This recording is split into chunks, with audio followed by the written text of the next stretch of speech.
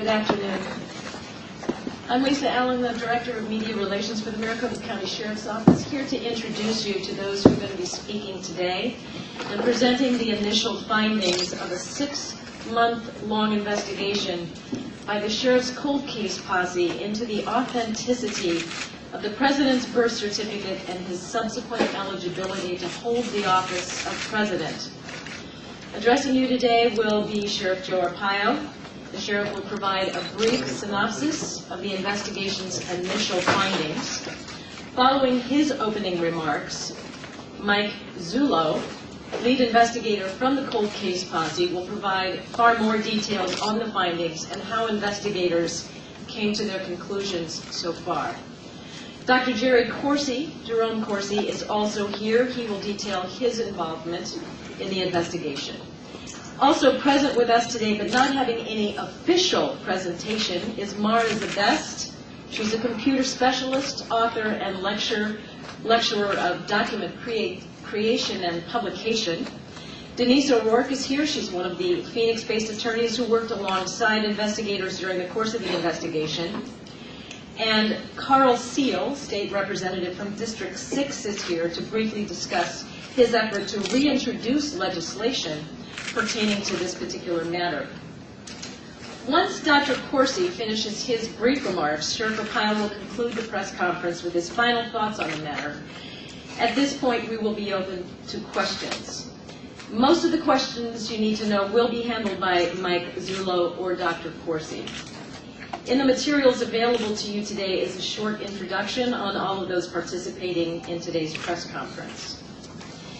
This will be what we call a technically complex press conference, and all of us here have endeavored to make it as easy to comprehend as possible. So to facilitate that goal, we have provided not only a lengthy and detailed press release, but the posse also put together 6 short presentations, which you will see today, helping to explain why investigators believe the veracity of the President's birth certificate and selective registration card are highly suspect. Those videos will be made available through YouTube later today for public dissemination. And just for full disclosure, this press conference is being streamed live as we speak. Here's Sheriff Arpaio.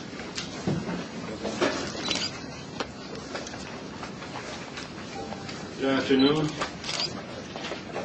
In August last year, a large group of citizens came to my office from the surprise Arizona Tea Party, met with me, asked if I would investigate the controversy surrounding President Obama's birth certificate and his ability to serve as the President of the United States.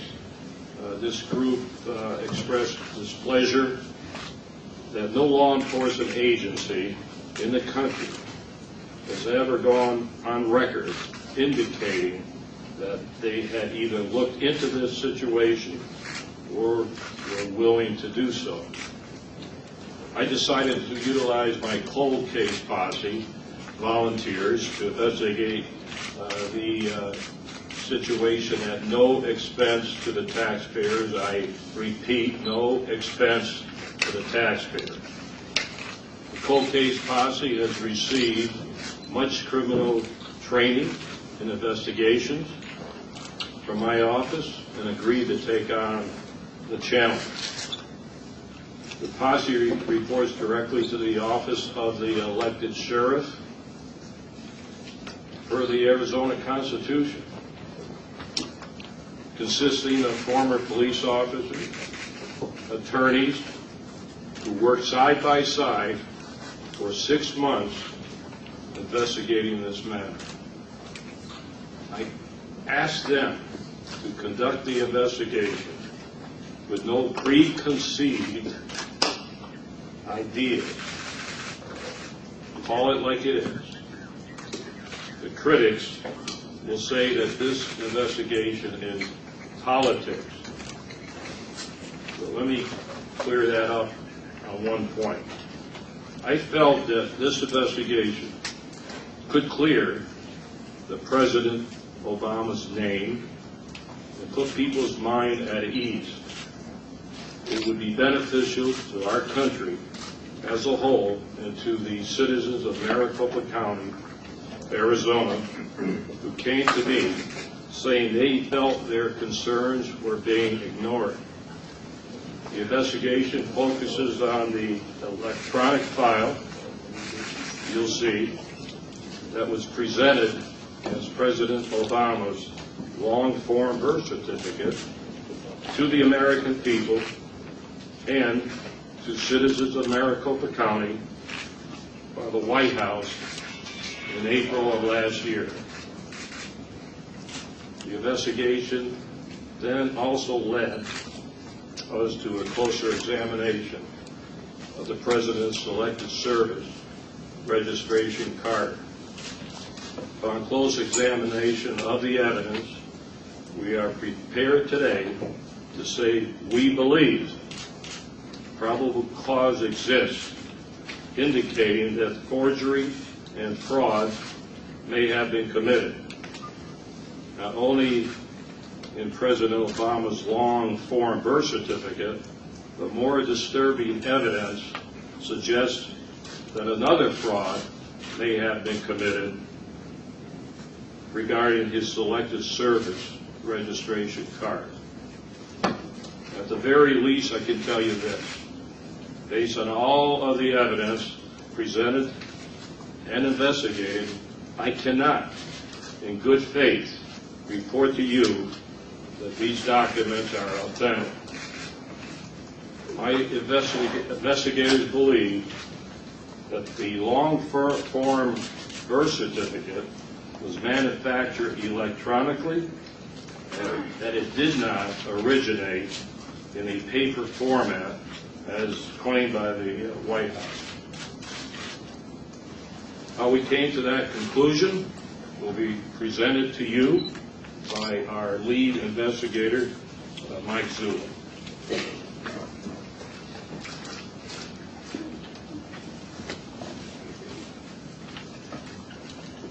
Good afternoon. My name is Michael Zullo. I am the lead investigator for the Maricopa County Cold Case Posse. I want to give you a little background real quick, and I'm going to move into some videos that I've made. I am going to ask for your forgiveness.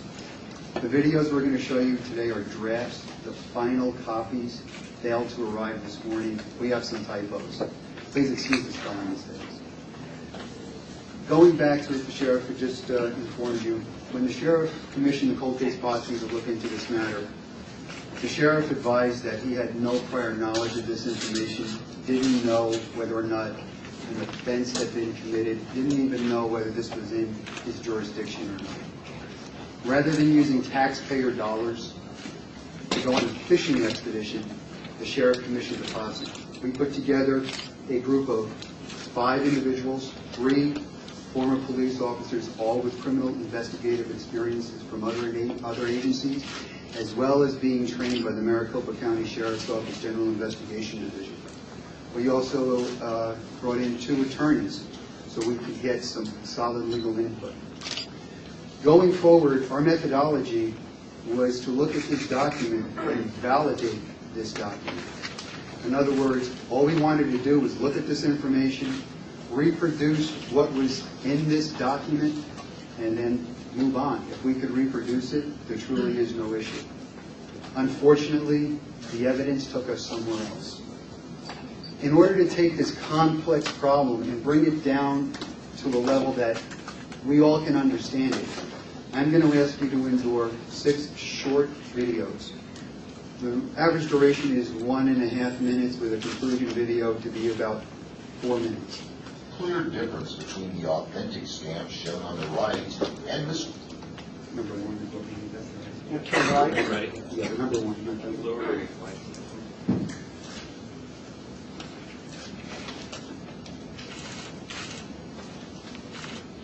That's not the one we need.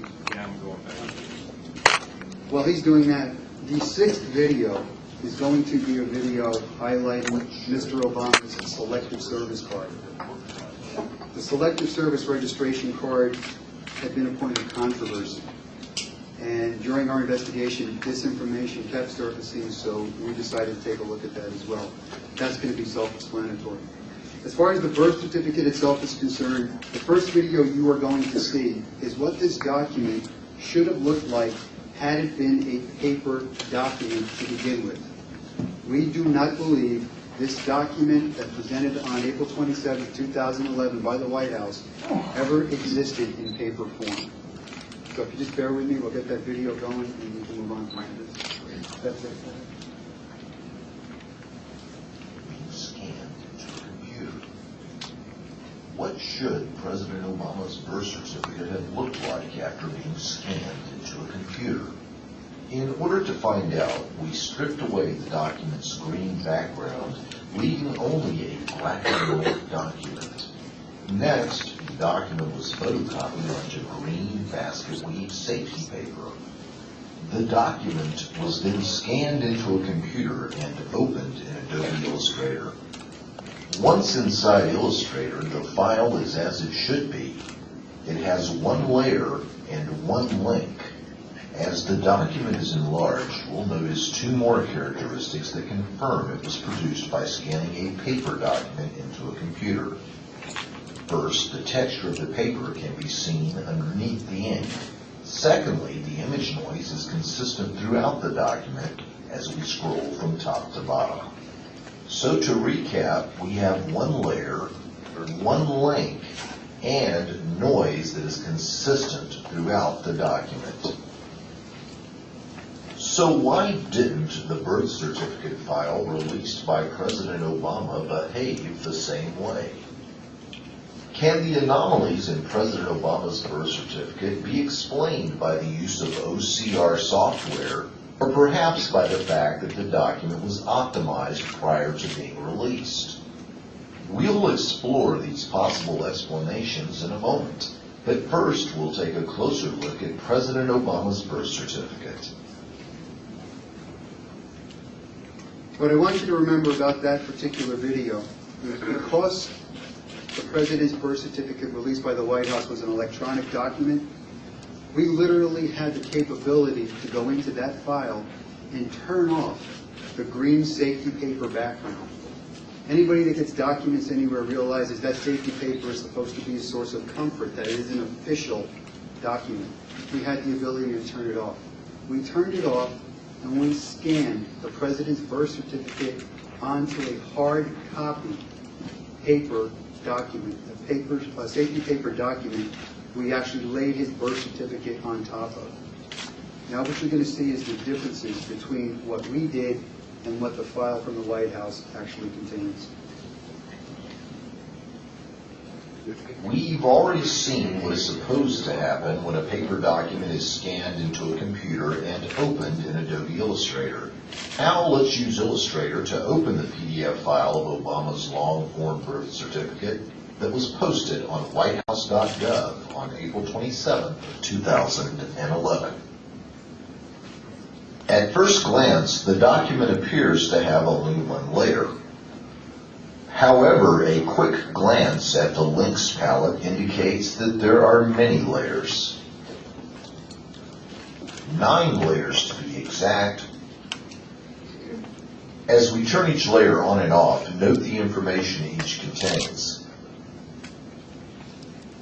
As layers 1 and 2 are turned on and off, they appear to contain no information. As we will see later, nothing could be farther from the truth.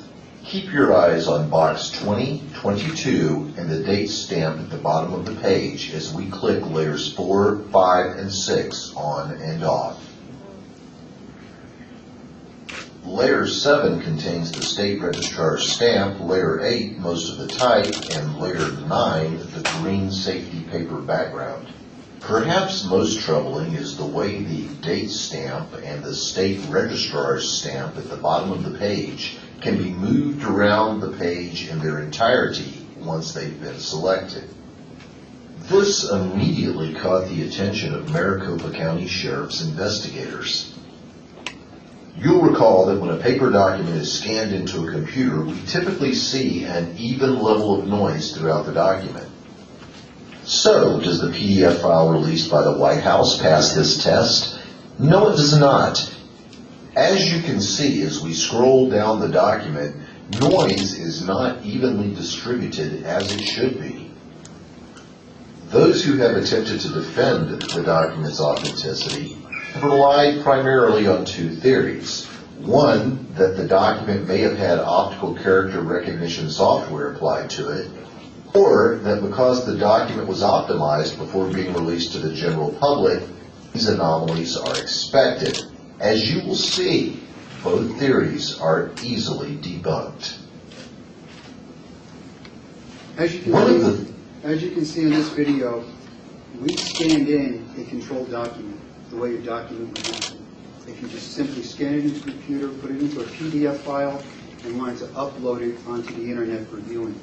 If any one of you brought me your birth certificate, I could scan it into a computer and get that same effect. There would be no links, no layers, nothing able to move on the document. Over the last 10 months with all the controversy, there have been those that tried to explain away these anomalies.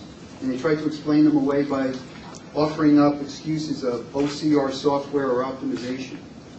We tried to control study on using OCR software and optimization, attempting to, again, validate Mr. Obama's birth certificate.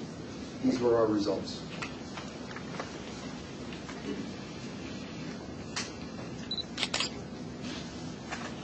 Theories put forth by those who are trying to defend the authenticity of Barack Obama's long-form birth certificate is that the many anomalies contained in the document are there because optical character recognition, or OCR software, was applied to the document prior to its release by the White House. What is OCR software, and what evidence is there that this software was or was not applied to President Obama's long-form birth certificate before being released by the White House? In order to determine whether or not OCR software had been applied to the file released from the White House, we put it through a three-part test. First, can fonts be recognized in the document? Secondly, can words be searched for in the document? And third, can text be edited in the document? Before we look at Barack Obama's long-form birth certificate, let's take a look at a document that we know has had OCR software applied to it. This document started out as a piece of paper. It was scanned into a computer and then had OCR software applied to it. As we can see, fonts are recognized in the document, so it's passed the first part of our test. Next, we'll see if words can be searched for in the document. Let's try the word Constitution. And there it is. The document has now passed the second part of the test. Now we'll see if text within the document can be edited.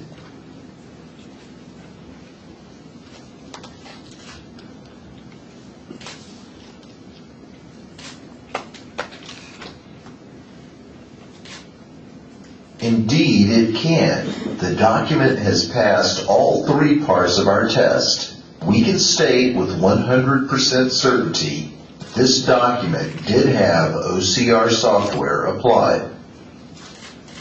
Now we'll put the file released by the White House through the same three-point test. First, we check to see what fonts were identified. As you can see, no fonts were identified, therefore the document fails the first test. Now we'll search for a word that we know is in the document. It would seem that no matches were found. The document therefore fails the second test. Now we'll see if we can edit text in the document. We can't even highlight text so that it can be edited. The document therefore fails the third test. We can say with 100% certainty that the document was not put through OCR software. If the use of optical character recognition software isn't responsible for the many anomalies in Barack Obama's long-form birth certificate, what about optimization? We'll explore this theory in our next video. With OCR software off the table, this is where this investigation really started to turn for us. We were having difficulty reproducing anomalies in the file released by the White House. this really started to become a problem for us. We knew at that point that this document was most likely manufactured. The next excuse that was given up supporting the authenticity of the document was optimization. Optimization, in a nutshell, is just compressing a file, and certain anomalies happen there. We ran optimization tests on the file from the White House on the 27th. A fancy way of saying that a file has been drastically reduced in size. So, was there a good reason for optimizing Barack Obama's birth certificate before posting it on the internet? Given the anticipated number of downloads, yes, a smaller file would be beneficial. Now for the big question. Can optimization explain the many anomalies in Barack Obama's birth certificate? In order to find out, we'll once again perform a little experiment. You'll recall that we took Barack Obama's birth certificate, removed the green background, then photocopied it onto green basket weave safety paper. Next, we scanned it into a computer. This time, we also optimized the document. We'll now begin a series of comparisons between the control document and the one released by the White House. Let's start with a look at layers. Optimization produced 45 layers in our control document, which is to be expected with a document of this complexity. The document released by the White House had only 9 layers. Now let's look at the green safety paper background.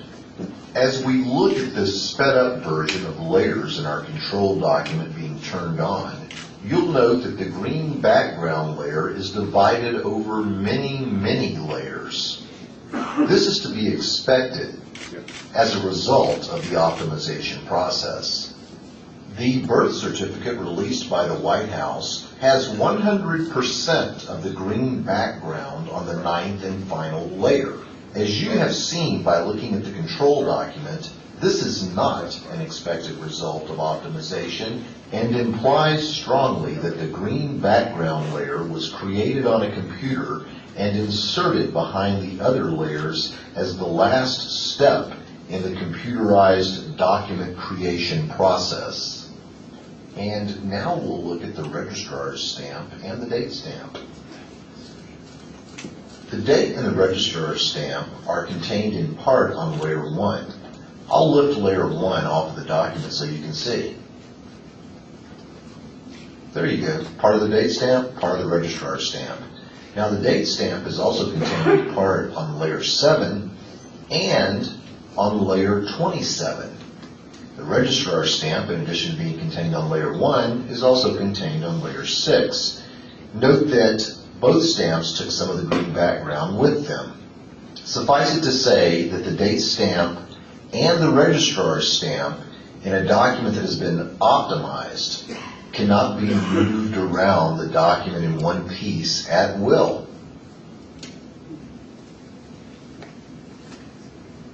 Now let's look at the certificate of live birth released by the White House. As you can see, both the date stamp and the registrar's stamp can be moved anywhere you want in one piece. No green background going with it, lifted cleanly off the document. As we know from our previous example, this is not caused by optimization. Now let's look at the white halo issue. As we look at our control document, we can see that there is no white halo effect caused by optimization. Even as we zoom in and look closely between the letters, you can see that the white halo effect does not exist, and therefore cannot be blamed on optimization. As we zoom in on the document released by the White House, we can see the white halo effect throughout the document. And while we do not know what caused this white halo effect, we can state with confidence that it was not caused by optimization. There are numerous ways a white halo effect can be manufactured within Adobe Photoshop. The exact way that this particular effect was manufactured is not important. All that is important is to note that when you scan a document into a computer and optimize it, a white halo effect is not produced. In conclusion, we can state that while optimization can result in a layered document, the layers found in Barack Obama's long-form birth certificate are very dissimilar to what we'd expect as a result of the optimization process. In short, optimization doesn't explain a single anomaly in Barack Obama's long-form birth certificate. Not a single one. In looking at that video, you'll see that on Mr. Obama's birth certificate, there are approximately 8 or 9 links and layers. Links and layers are indicative of a document being built, like you would on those transparencies from years ago when you start laying them one on top of the other, and you start to build a picture. That's what that's indicative of. Running it through software for optimization, or OCR, you get anywhere from 45 to 150 links and layers, all bits and pieces. Mr. Obama's is down to about 8 or 9, give or take, on either side. That's an indication of human logic was involved in putting that document together. A computer will not randomly do what it does on Mr. Obama's certificate. The other thing I want you to pay a little close attention to, I believe this is the conclusion. The register stamp and date stamp. At this point, when we realized that you could pick up that stamp and move it and leave a white background basically outlining all the letters, indicated to us that the green safety paper was the last thing applied to the document.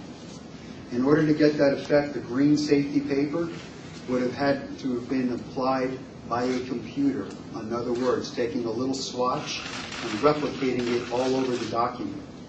During that process, that green safety paper doesn't fill in where other fonts are. It only fills in black spots. That tells us that whoever did this put the green safety paper on that document last. If you go back to our video in the beginning, it should have been there right on the onset, and it wasn't. The next video I'm going to show you is the conclusion. It is a little lengthy, but we did it for a purpose. These videos are designed, you're going to have to watch them a couple times. This last video will bring it together on the birth certificate. Then I want to move into 2 other issues, and I won't take up any more of your time. Over the last 10 months, there have been numerous attempts to defend the authenticity of Barack Obama's long-form birth certificate by offering up speculation and conjecture. Unlike those who defend the authenticity of the document, we were not willing to merely speculate or engage in conjecture. Instead, we created our own control document and scanned it into a computer.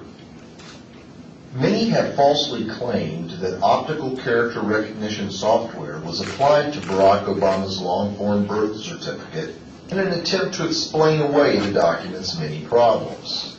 You'll recall that because fonts were not recognized in the document and text could not be successfully searched for or edited in the document, we concluded with 100% certainty that OCR software had not been applied to Barack Obama's long-form birth certificate.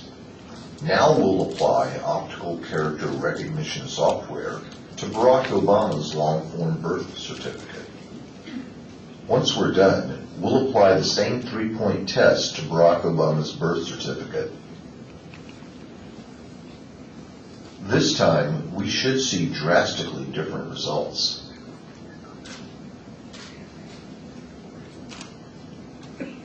First, we'll look under the Properties tab to see if fonts were recognized. As you can see, they were. Next, we'll see if we can search for a word in the body of the text. We'll choose the word live since we know that it's there. And as you can see, the word was quickly found. Now we'll see if we can edit the word that we found. As you can see, once a document has had OCR software applied to it, you can edit text with ease. Many have also incorrectly suggested that optimization is the panacea for all that ails the long-form birth certificate. But optimization produces layers very different from the layers found in the long-form birth certificate released by Obama. The document released by the White House had only 9 layers.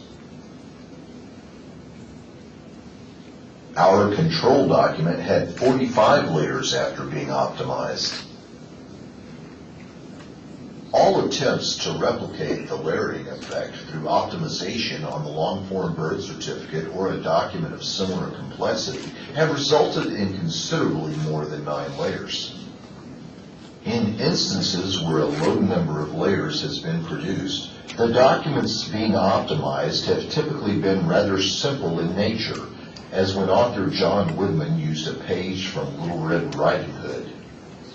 In addition to the number of layers being different between the long-form birth certificate released by the White House and our control document, there is another very important difference regarding the layers. As we turn on all 45 layers of our control document, you'll note that there seems to be no rhyme or reason to the organization. Contrast this, if you will, with the long-form birth certificate released by the White House, where layers 4, 5, 6, and 7 all deal exclusively with stamp information. Are we to naively believe that this is the result of a randomized computer optimization process? The fact that the registrar's stamp and the April 25th date stamp appeared separately and independently of each other on separate links drew our attention to the fact that they resided on separate independent layers. The fact that the date and registrar's stamp were linked and layered in this fashion brings us to the conclusion that they were brought in from unknown sources and placed in a long-form birth certificate document released by Barack Obama to give the appearance of legal certification. Also troubling about the April 25th stamp and the registrar's stamp is the fact that both stamps can be lifted cleanly off the document and moved about the birth certificate in one solid piece. It should be noted that none of the self-proclaimed computer experts claiming to be able to replicate the layers in Obama's long-form birth certificate has been able to replicate this effect with the April 25th date stamp and the registrar's stamp. This document is far too problematic to discuss all of its issues in one press conference. Please note that the issue we are most concerned with is that of the date stamp and the registrar's stamp, which appear to have been imported from unknown outside sources. For if the date stamp and the registrar's stamp, which are placed on the document to give it authenticity, are fraudulent, then the entire document is fraudulent. The last part of that video is probably the most important. The fact that the registrar's stamp and the date stamp giving authenticity to the document is a safety factor. It's to tell the public that this thing is true, it's authentic, and it's official. The fact that that date stamp and register stamp has been imported from an unknown source, linked and layered in onto the document, and can be moved around in its entirety, leaving a white halo, tells us that whoever created this document imported that register stamp and that date stamp, laid it on a white background, and then filled in the green safety paper around it. That is not the way, under any law that I am aware of, you authenticate a document. The document has failed every test we put it through. And I want to also be clear so you understand, this was just not a bunch of ex-cops and lawyers running these tests. We went outside to experts, graphic experts, forensic document examiners, and ran these tests. This is serious. This is very serious. When we realized that that register stamp and that date stamp were imported the way they were, we notified Sheriff Arpaio immediately and advised him that we believed we had a forgery. Going forward, other information surfaced regarding allegations of Mr. Obama being born abroad and not in Hawaii.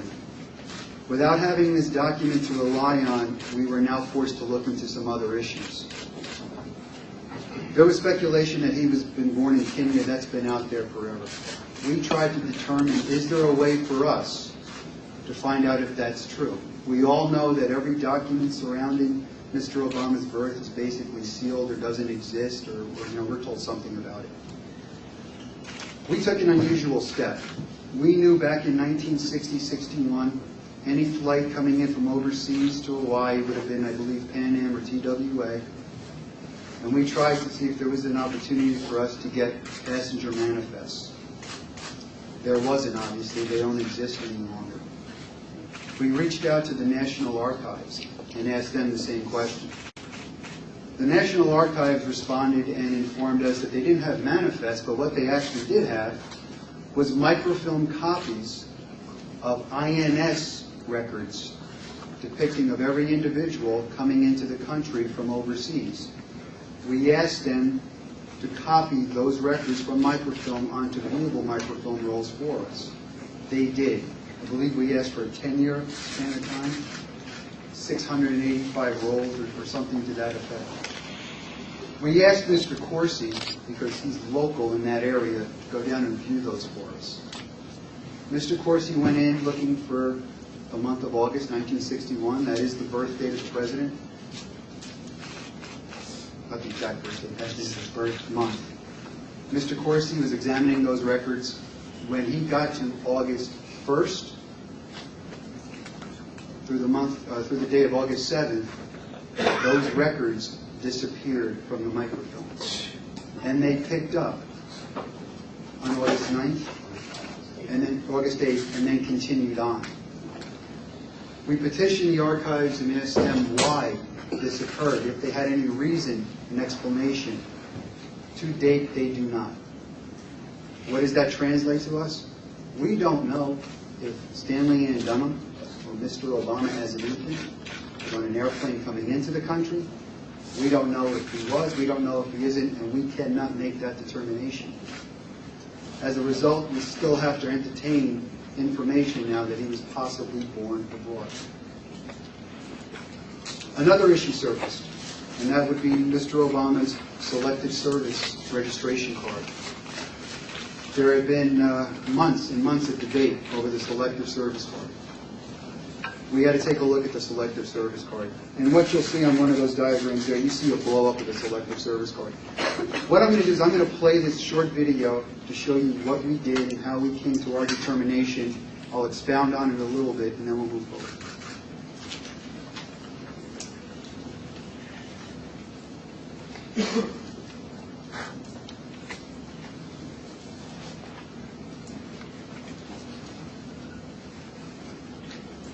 Was Barack Obama's Selective Service card really received by the post office on July 29, 1980?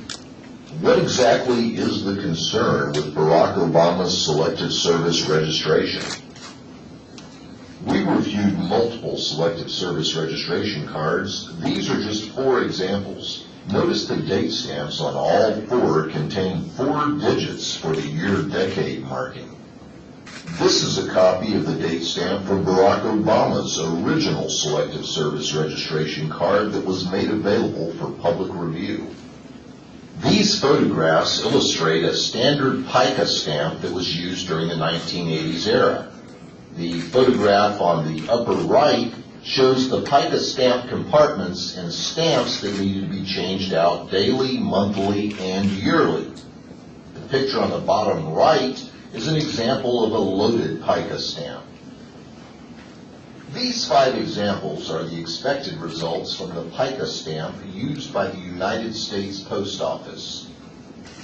The 2 examples on the far left are from the same post office where Barack Obama supposedly turned in his Selective Service paperwork.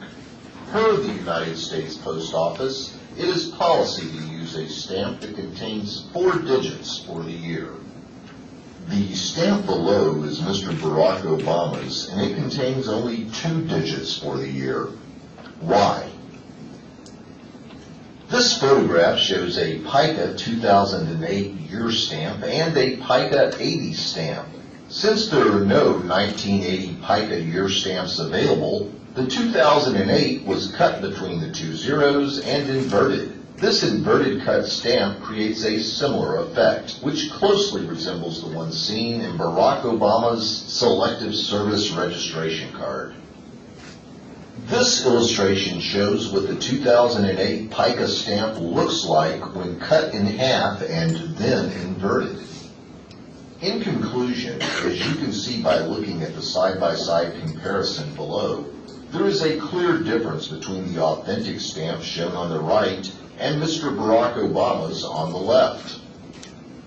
Look at the distance between the 0 and the innermost circle of the stamp. Look at the distance to the right of the 0 and beneath the 0. The reason the numbers 8 and 0 are out of position on Barack Obama's registration card is because when the numbers 08 were cut away from the year 2008, they were not cut squarely. Or perhaps put another way, the person who cut them cut too close to the 0. So when 08 was turned upside down to become 80 and put back into the pica stamp, it pushed too far to the right. In what is becoming a clear pattern for documents that are essential to the documentation of Obama's life narrative, the Selective Service card isn't just forged, it's poorly forged. This piece of evidence is extremely disturbing, given the fact that there was no logical reason in 1980 for any post office employee to cut a pica date stamp. It is one solid piece of rubber. It sits in there for a year. In addition, the pica date stamps, the stamp itself, the stamper itself, is no longer manufactured. It was manufactured until about 1980. However, the inserts are still manufactured, but you can't go on the street and buy them. They come from postal supply houses. The only way we were able to get them was under the venue of the Maricopa County Sheriff's Office. I personally cut that 2008 stamp in half, put it in, and stamped a white piece of paper, and to my amazement, I replicated what was on Mr. Obama's Selective Service card. That has severe implications that I'm not prepared to speak to you about today. That's troubling. Absent of a birth certificate, absent of a legitimate birth certificate, and if you go back to the very beginning when this started, Sheriff Arpaio called it from the very beginning, show me the microfilm. We do not have a single document, absent of that birth certificate, which we do not believe was ever an authenticated document, that proves Mr. Obama's birth in Hawaii or anywhere else in the United States for that matter. We have to see some more information. We would like to see hospital records. We would like to see microfilm. And let me emphasize, a single roll of microfilm or a single picture of microfilm is not going to be enough. We would want to forensically examine that roll of microfilm. It can be age tested. We would like to see the documentation that Hawaii has, and we would like cooperation. At this juncture, we've advised Sheriff Arpaio that we believe this should be a full-blown criminal investigation because a fraud has been committed in Maricopa County and the state of Arizona. The document is fake. The representations, therefore, are fake. We've asked him for some additional help. We've asked him to provide other resources from the Maricopa County Sheriff's Office. That is under review and consideration by him, and I'm sure I'll have that decision for you shortly. At this point, I would like to conclude and ask Mr. Corsi to step up. He has some information for you as well. Thank you.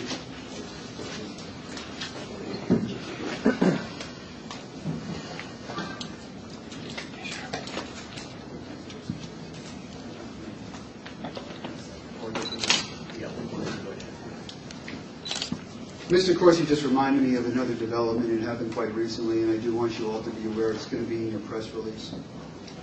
We have identified a person of interest in the forgery of the birth certificate. We are not prepared to give you any more information than that, but we have identified an individual. That is also under Sheriff Arpaio's consideration. Thank you. I'm Jerry Corsi, a reporter with WND.com. And first, if you'll permit me, I want to express my personal sadness at the passing of Andrew Breitbart, a fellow reporter. I would like to express sympathy for Joseph Farah and the entire WND.com staff. Andrew Breitbart was a courageous friend whom we all admired, and we greatly miss him. It was very interesting that last night at 5 o'clock, I received a call from Andrew Breitbart's office. They were seeking to interview Sheriff Arpaio. And I arranged an interview with Sheriff Arpaio with Andrew Breitbart, which turns out may have been his last interview.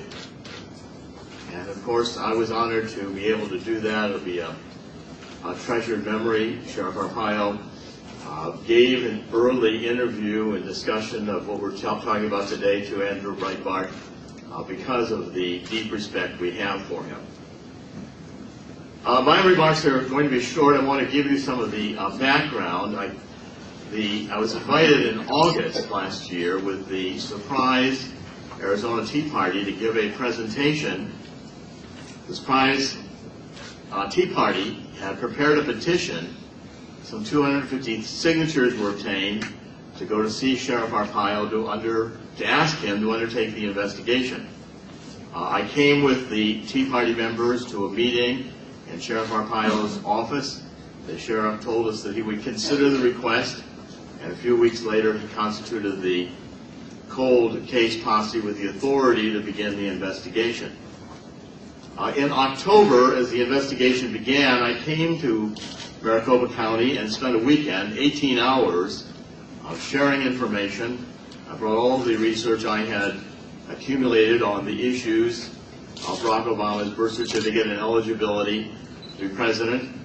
I can tell you that the investigators were skeptical, not enthusiastic to undertake the investigation, and that I came with a stated determination to find the truth. I was willing and remain willing to have been found wrong by the law enforcement investigation on everything I've researched and written about Barack Obama's birth certificate and his eligibility to be president to this point. This is not a politically motivated inquiry. It's an inquiry for truth. That's why I feel privileged to have participated with a dedicated law enforcement team that has been organized by Sheriff Arpaio and the Maricopa County Sheriff's Office. The commitment I made to the cold case posse was that my research, as I continued to develop it, would be first turned over to the posse and not published even in WND.com so as not to compromise the investigation. And I've continued to do that. I want it to be very clear that I was not present in the dozens of interviews to corroborate information, the additional affidavits and searching that the posse has done. I participated only when I could contribute or had something to offer. And I participated in none of the deliberative meetings of the posse and did not seek to do so. It was not part of the decision-making process whatsoever. The role as a journalist was involved, and I continued to function as a journalist. But since this had developed in a way where the law enforcement investigation was going to take hold, Joseph Farah, the founder and creator of WND.com, made the editorial decision to allow me to continue to work closely with the cold case posse without compromising either our journalistic integrity or intruding upon the law enforcement investigation. We at WND.com just considered that since a law enforcement group duly constituted was going to be looking at the issue, we were honored to have that level of attention and seriousness, and we committed ourselves to work with the cold case posse, as we will continue to commit in the same capacity to work with Sheriff Arpaio as long as the sheriff invites us to do so. So I want to thank you very much. I want to make sure everyone had an opportunity to understand from our point of view exactly what has happened. Thank you very much. I'm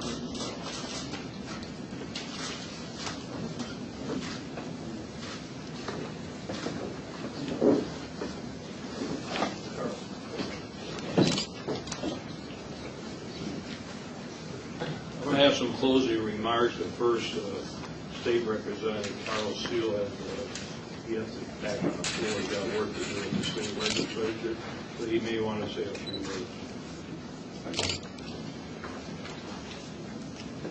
The information released here today, as the investigators have talked about, is extremely troubling. I stand ready to support Sheriff Joe at the state legislature, as a great many of my colleagues do. Unfortunately, not a lot of them could be here today. We are in session right now, and I'll be leaving shortly to make sure that I get back in time to cast any important votes. I've had bills, as you know, in the former legislature to deal with this issue.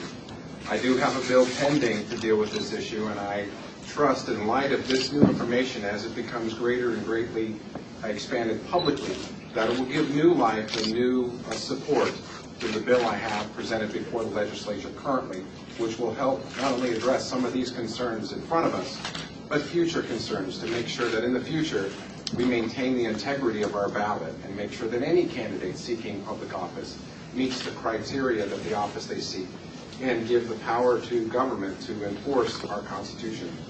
I feel it incumbent upon me, not only as a public official, to preserve, protect, and defend the Constitution, as every sworn officer does.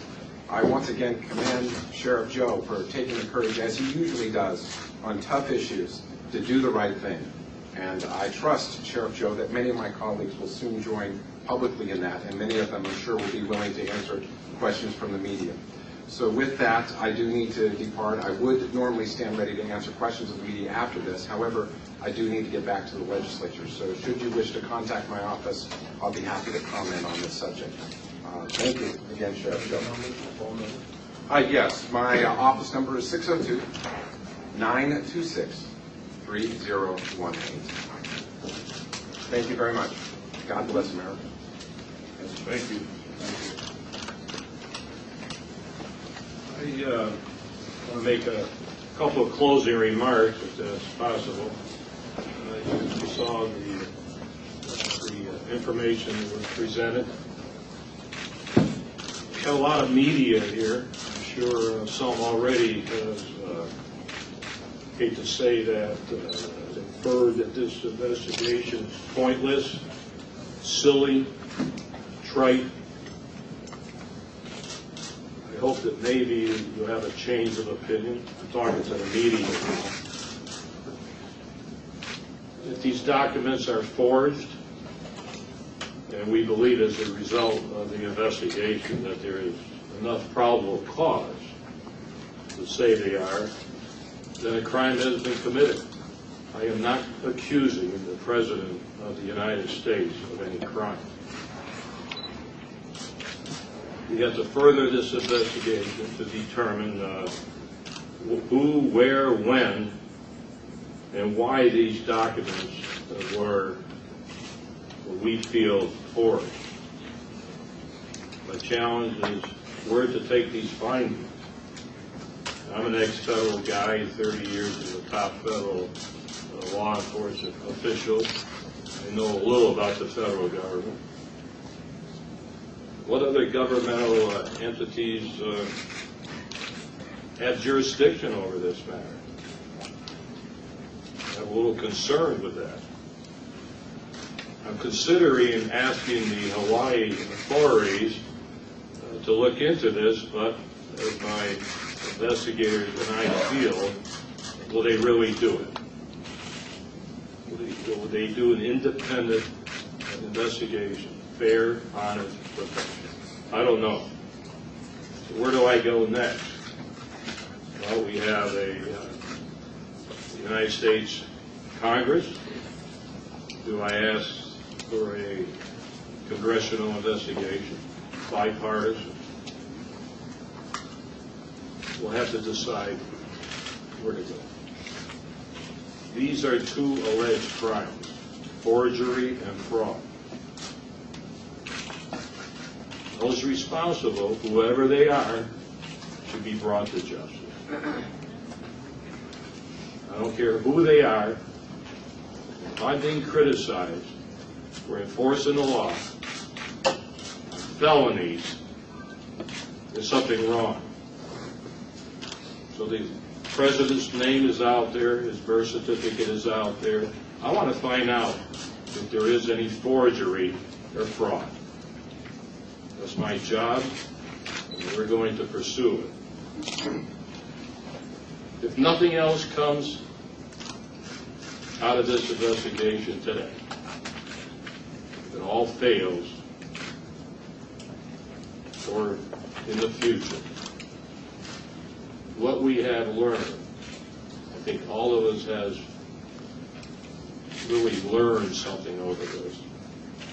We need a better process to vet people running for president of the United States of America. Nothing else comes out. I'm very, I want to thank my professional posse, you especially, Mike. We have other expertise. I think you forgot one thing.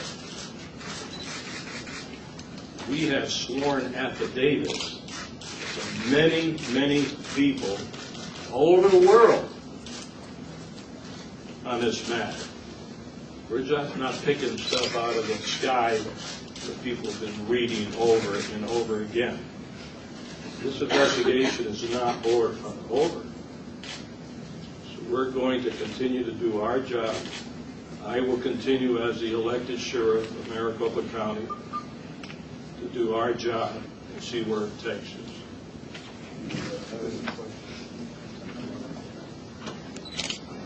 Thank you, Sheriff. I did neglect to tell you about that. We do have numerous sworn affidavits of people willing to step forward and tell their truth. We have vetted these people. Going back to the overseas birth, I am just going to share one with you. I am not going to give you any names, and I apologize for not doing this sooner. We have a retired government employee who had a conversation in the 80s with Barack Obama in the front yard of the home of the mother of Bill Ayers. You all know Bill Ayers. During that conversation, the mother of Bill Ayers introduced this government employee to Mr. Obama as a foreign student who they were assisting in getting education for in the United States. That also is around the same time frame that this selective service card was issued, purportedly issued. This individual is willing to come forward. That takes courage. There are too many things in the background that we cannot clear. And what I did tell the sheriff, I could not come to him and say he cleared a background to be an employee of the Maricopa County Sheriff's Office. There's just too much missing information. We're asking, please fill in the blanks. Help us. This is not where we wanted to go. This is just where it's taking us. And I apologize again for not bringing that to you. Do you have any questions? Sheriff, you're saying that that you're not accusing the sheriff or the president himself of any kind of forgery or breaking the law, yet you are accusing him of basically living a lie. What was that? You're not accusing him of a crime, but it appears you're accusing him of living a lie. Well, I don't know about that. I didn't say that. We don't know who the perpetrators are on these documents. Of the crime, exactly. But he has said over and over again he was born in Hawaii. He is living as the president of our United States, Okay. knowing what the laws are. So you're basically saying he's living a lie. Let him prove it then. Show me the microfilm. Let him prove it. I'm not accusing him of any lying or crime. I say we have documents that seem to be forged. That's a violation of the law. I don't care who did that. We're investigating those crimes. But he knows what the law is. and he is living as our president. So you're basically saying that what he's doing, he's perpetrating a lie by being our president. I didn't say that. Well, wait a second, you're sir. saying You are in fact saying that he is serving illegally as the President of the United States. I never said that. Well, if you... I never said that. We're talking about a birth certificate. He can present other information proving that he was born here. I'm just talking about a birth certificate, possible forgery and fraud. That's all. Well, let me ask you a question, Sheriff. Mr. Obama's been president for 3.5 years. This issue has been debated up, down, sideways.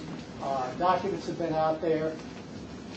At the risk of being a pain in the butt, why should I believe that the sheriff of one county in Arizona has more evidence than folks from 50 states who have been looking at this? Clearly, some of them with an eye on... Does anybody ever come up with this information? Show it to me. Who has come up with this information? No one. Sheriff Joe, in light of the Until we findings, did. in light of the findings of the cold case posse investigation, is it not reasonable for Americans to conclude that having fraudulently been misrepresented as eligible to be president by whosoever committed that crime, Mr. Soetoro, or Obama, is, even now, proceeding in the crimes against the highest law, in the commission of the crimes against the highest law of this nation, the crime of conspiracy to and contravening of the Constitution, as well as the criminal usurpation of the presidency. Look, I'm a law enforcement guy. When I started this, I gave it to the cold posse. I just responded to 250 people. They asked me to look at it. I was hoping probably that we could resolve a lot of these problems with the president and get this issue away, forget it. But it's not my problem they came up with this information and documentation. What do you do with it? Do I just throw it in the wastebasket and forget it? I'm not accusing anyone of anything until we find out who may have committed these alleged crimes over this birth certificate and the selective service card. That came to our attention. What do? I don't care who it is. Someone did it, if it's false, and I think we made a pretty good case here. When you say that 50 states have looked at this, okay, show me how far they went. And show me any law enforcement agency that looked into it, Howie. So don't go telling me Sheriff, I'm the only sheriff to look into it. Explain why, as an Arizona lawman with jurisdiction here in Maricopa County, it falls to you to investigate the birth of a president in Hawaii. Yeah, you want to do it? I got the law here to explain it for you. Let me try to put this in the proper context for you. The sheriff is the sheriff of Maricopa County. You all know that. And I could use myself as a personal example. I am a resident of Maricopa County. I live in one of the districts that the Maricopa County Sheriff services. The fact that this document is created, and we believe it's created, we are not accusing Mr. Obama of creating this document. I want to make that really clear. We are not doing that. I don't know if the man knows. I don't know anything really about Mr. Obama's involvement, if any, and I don't believe there is, in anything having to do with this. That being said, when the White House took an electronic document after prodding for 10 months, I believe it was Donald Trump who was carrying the torch, calling it a fraud, finally the White House produces a document. But the truth of the matter is they didn't produce a document. They produced an electronic file. And I don't have the time here to go back and tell you the convoluted story getting to that. But the fact that that document was put up on the website of the White House for distribution to anyone in the country, the world who wanted to see it, was a representation made to the people of Maricopa County, including a press conference where the president himself attests that this is my document proof positive. You fraud one person in Maricopa County with that, you fraud every person in Maricopa County. Subsequently, you fraud every person in the 14 other counties. That incorporates the state of Arizona. Keep going. You know where it ends up. It's the whole nation. He is looking out on behalf of residents of Maricopa County. The sheriff has told you he would like a congressional investigation. Okay, one more question here. Sheriff Uppo, could you address directly the issue of whether this is politically motivated, given that you're being investigated by the Justice Department? Well, we started this investigation 6 months ago before the Justice Department released a 22-page report in a press conference in December. It has nothing to do with politics. I said from the beginning that I want the truth. I don't care where it falls. In fact, if we could prove that the president, that birth certificate was real, he was born here, I would be very happy with that. Very happy. But we have obstacles here. What do I do with this? What does politics have to do with it? I don't need this for politics. I guarantee you. Sheriff, let me come back to Mr. Zullo's point here. He is saying that Barack Obama, A, stood up and said, this is my birth certificate. B, the White House put it up. They're back to the earlier question. If A and B are true, then C is true that you are in fact accusing the president of lying, and B, the White House of being engaged in a conspiracy. Since he swore, he said, this is my birth certificate, and you're saying that appears not to be the case. I didn't say that. Once again, we were looking at a birth certificate and see if it's a legal document. That's all. You're saying, but you're saying it's forged. Let's see what happens from there. But you're saying it's forged. You're saying the White House put a forged birth certificate on the World Wide Web. True? He can answer that a little better. After what you've seen here today, you have to come to the conclusion that the document is manufactured. It's got links and it's got layers. And it was put up on the White House website. I'm going to go one step farther for you. We have identified the computer manufacturer, where that document resided 20 minutes before it was uploaded onto the White House website. It was sitting in a computer. It is built, manufactured by layers. If it wasn't, we would have told you. We showed you how it should have looked. The fact that the President of the United States is saying that this is his does not mean we are accusing him of creating this or having any hand in this. We're not. You're jumping to that conclusion. We would like to find the individuals who did it. We would actually like to start with the person who pressed the upload button and work backwards. We'll probably find them. Mr. Zullo, you're seeking transparency, and, Yes. and so are we. So in the interest of transparency, can you talk about your political affiliation? Are you a Tea Party member? Are you a Republican? No, I am a Republican. I am a Republican. I'm not a Tea Party member. And I'll give you my funny little story. This was not on my radar screen. This issue was out there. I don't know really, at that point, really much about it. I didn't know who Jerry Corsi was. The name was familiar. But I'm not a political junkie.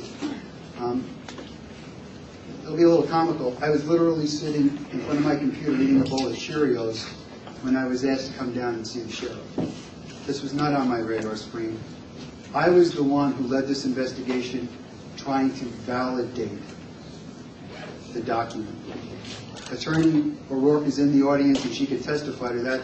For 3-4 weeks of our meetings, I want to validate this thing. I didn't want this to happen, but it did. Sheriff, if I can just ask you a quick question. You say this is not politically motivated. In a county that has as much going on right now with immigration and everything else that you've been at the forefront of, what is your motivation for pursuing this as doggedly as you are? I'll tell you why. It may be corny to you. But one thing that I'm not going to criticize you, it's really interesting. You come up with evidence and all you want, you don't care about all that. You just want to know what motivations are. Every time I do an investigation, there must be a motivation. Well, don't you think that's a fair question? No, okay, I'm going to answer it. I'm going to answer the question. It's very simple. In my heart, I'm an elected sheriff. I serve the 4 million people in this county. When 250 people come up to me and say, Sheriff, You're the chief law enforcement officer. Will you look into it?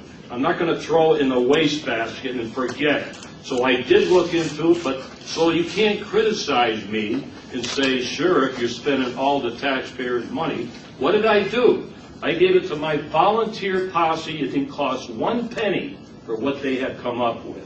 Not 1 penny. And in a county of 4 million people, 250 people should constitute this much fanfare? Sometimes it takes one person to open up an investigation.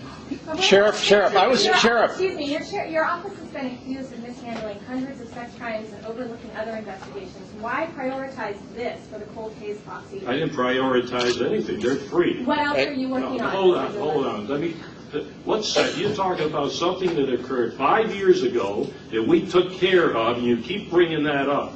I do all different types of investigation. I think this is a pretty important investigation. I think it's really important. What I do, that's not fair. Sheriff, did you not have a recent meeting with the Justice Department regarding the investigation into claims of racial profiling and discrimination? I mean, I'm glad that your attention is on the birth certificate. You know, what's that got to do with it? Can you tell us more about that? No, I'm not. This has to do with the President of the United States. I'm not talking about the Justice Department. Why are we not talking about the meeting? Why would I have to? This is what this is for. Have I have no problems with the Justice Department. Have you not met recently with them regarding that investigation? I'm not going to talk about it. That's another situation. Sheriff. We get a law enforcement agency. Sheriff, are you? Sheriff, it's a federal felony to create a U.S. Postal Service indicia. And I was wondering if you're going to turn this over to the U.S. Postal investigators who would investigate a felony of this nature. So am I going to turn this over to the federal investigators? No, the federal postal investigators who investigate. Or the Attorney General? Should I turn it over to the Attorney General of the United States? I haven't decided where to go with this yet. And that's going to be a big decision that I have to make, but I can't let it die. We have evidence, we went public, I just can't forget it now. So someone is going to have to look at it. So I'll have to make that decision. It's a tough decision. Sheriff, you say you're not accusing the President of a crime. Who are you accusing of this crime? I'm not accusing anybody until we... Well, you said a crime doesn't just happen. I haven't accused anybody. We haven't found that out. Give us some time to find it out. Someone has to perpetrate the forgery and the fraud, though, right? The what? The forgery and the fraud, which you allege happened on the birth certificate and on the selective service card. Yes. You've said you're not accusing the President. Who are you accusing? I'm not accusing anybody. Well, how does it happen then? Because we're going to find out who did it. We don't have the person yet. What do you mean accusing anybody? That's what we're working to find out who did it. So what's your next step to find out who did it? Pardon? What are you going to do next to find out who did it? I just said I'm going to have to make a decision whether to have congressional hearings or turn it over to an appropriate law enforcement agency, whether it's in Hawaii or overseas, and make that decision. Sheriff Joe, referencing your comments about the mother's house of Bill Ayers and the comments that your witness has being introduced to the young Obama as a former We're only going to take a couple more questions, and okay. You can answer What about Occidental, Columbia, and Harvard University? Wouldn't they have a duty to release that information if he was attending their schools as a foreign student in defense of the Constitution? Wouldn't they have a Part of the ongoing discussions with the sheriff is to determine what other documentation we think we could successfully secure. Let me say one thing. You're asking questions. I don't know who you are. I'm not going to criticize you. But you personify what a lot of people are talking about, that have been talking about for, 2-3 years, whatever it is. And I'm staying away from that. I just wanted to get the facts of this situation. We've been doing this investigation. We have quite a bit more information. But I'm not going to go public on innuendos or anything else unless we have good evidence, good probable cause. So that's why I'm just sticking with these issues and not answering all the other questions that have been up in the universe, as you all know. I'm just sticking to this. So, Sheriff, we get this over with, then we'll decide. Would you say your whole purpose then was just to authenticate the document, not to say where he was born or if he was born here? It was just the purpose was to authenticate the document. You're correct on that. We came up with possible crimes. We're going to investigate that. And the crimes happen to be, alleged crimes, happen to deal with a birth certificate, a card, an immigration card. But we, during the course of this, naturally come up with much more information on the president's situation. But I'm not going to get into that right now. I'm just sticking with this. I think the media should understand the evidence we have right now and stick with that. And then see what happens as we try to solve this case, Mark, and find out who did it. Just like any other criminal investigation. I'm just wondering, though, and Mr. Zullo, you can jump in on this too if you want to. If this is proven true, fraud and forgery, out of the executive office in one capacity or another, what do you think should happen? Well, I don't know. You say out of the executive office. We haven't accused anyone. I understand out of the White House, the president. We haven't accused anyone of anything. It doesn't just happen for no reason, though. I mean, you know, none of us are stupid in this room. There must be a reason if this is true, and the president wanted his birth certificate and selective service card forged, and if this is fraud, what do you think should happen? I have no idea. I think you're taking it where no one has ever gone before. I don't know about that. I'm not accusing the president. This is on a come. Let's wait and see how we can develop this information on the birth certificate, possible fraud, possible forgery. That's how we came up with this information, which I think is very, very important. Right? We want to get to the bottom of this. I think everybody's asking this question. Mr. President, please come up with some other information where you were born. If this isn't true, the birth certificate, come up with some other information, and then everybody will go away. I'll say I'm sorry I didn't waste any money on this, but I think, well, at least I stimulated some interest in here, and I think we all win in our country. We don't want this to continue. You know it's been continuing on and on and on. I'd like to think maybe we're doing something to resolve this problem once and for all. I have nothing against the President of the United States. I respect his position. He works hard. I have nothing against him. But this is something that has to be said. So what kind of action would you take, Sheriff? What kind of action would you plan to take? What can you do from your bulletin pulpit in Maricopa County? Right now, we want to see if these are forgeries and fraud. We want to find the perpetrators, no matter where those suspects may be. What would be sufficient evidence for you? Just like any other forgery case. No. What would be sufficient evidence for you for the president to come forward? What else would you like to see him to? I just would like to see the president, if he can come up with some other documentation to put this to rest. What about his birth announcements in the Hawaii newspapers in 1961? Thanks for that question. I was hoping that one didn't come up. The birth announcements and that birth registry, which is just line items.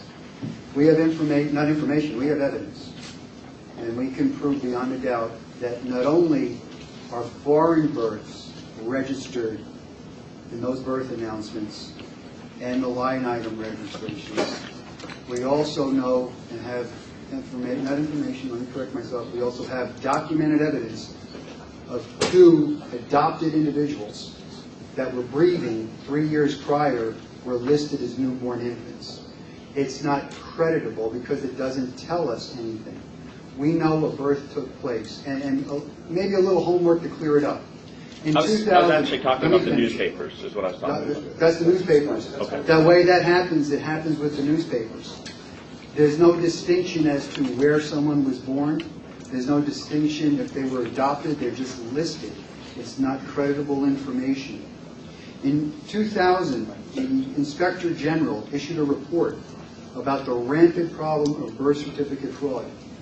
And within the opening paragraphs of his report, he states that a birth certificate's intended purpose was only to register the event of a live birth, not anything else, and in and of itself is not credible information to prove identification or citizenship. There has to be other documentation to be considered. That's right from the government. So how did he get it? So how did he get a passport?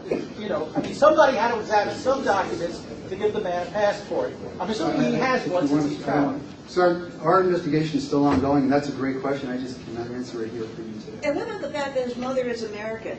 You know, if he's- That's a Second Amendment issue, and I'm not here to answer that. Mike? Listen, this is continuing. We're not done yet. I want to thank Dr. Corrigan Second, and I'm sorry, everybody. Article 2. And we're going to do the best we can to resolve this matter.